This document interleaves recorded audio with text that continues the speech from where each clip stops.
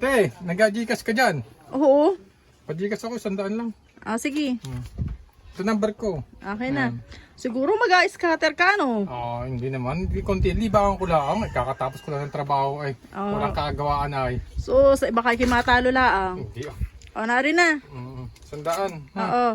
Wise to. Basta't pag ako nanalo, na-stop ko na agad yan bago withdraw na agad. Ganun yun. A few moments later.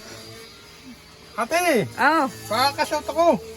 Sige. Send mo na lang sa number ko. Parang masaya ka ngayon, Panalo ako 2,000 ari ha. Wala, send na. Na-receive mo na. Nari na. Nari yung kwarta, Yun, paldo. Ate, paluto ako ng 2 burger. Matuwa man lang yung asawa ko. Sige. Saka arayo. Arayo ako ng dishwashing. Wala nang dishwashing sa bahay ay. Ari bayad. Magkano lahat? Ano laang, 105. Okay. Naring burger mo, Sige, thank you. Teka laang yung barya mo. No need.